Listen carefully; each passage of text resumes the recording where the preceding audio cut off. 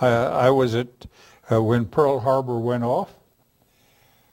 And in fact, all of us young officers and our wives were at the colonel's house having tea on a Sunday afternoon. And immediately we stopped drinking tea and we took all of the gas masks and shipped them to Hawaii. About 9 months later, when I went through Hawaii on my way to Australia, the civilians had these training gas masks. We never told them that a training gas mask was only good for tear gas.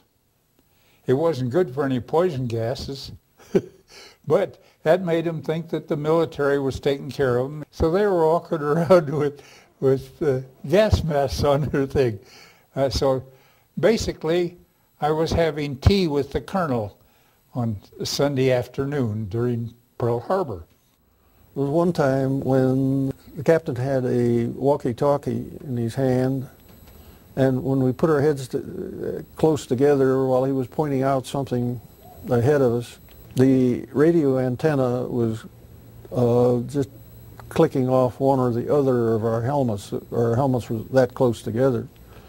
A bullet came by, hit the antenna, bent it, and of course we didn't find that out until we were laying flat on our faces in the dirt behind the hedge and looked and saw the antenna was bent where the bullet had hit it. Wars, I don't like wars. I mean, most people don't. We lost an awful lot of our fellas, especially in the Vietnam War. Of course, that was a brutal war. Well, wars are all brutal. I wish we could figure out something that we could do besides going to war. As time moves forward and more veterans pass away, it becomes increasingly important to remember the contributions these brave men and women made to guarantee our freedoms. Without their sacrifice and courage, who can speculate how our country and your life would be different today?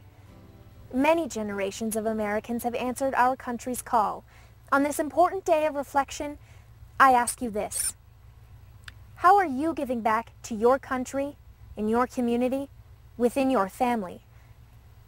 What would your answer be if you were called to defend our country? How can you make this and every other Veterans Day special? So remember. It was the veteran, not the reporter, who has given us freedom of the press. It was the veteran, not the poet, who has given us freedom of speech. It was the veteran, not the lawyer, who has given us the right to fair trial. It was the veteran, not the campus organizer, who has given us freedom to demonstrate. It is the veteran who salutes the flag, who served under the flag, and whose coffin is draped by the flag, who allows the protester to burn the flag. And when you remember to say thank you.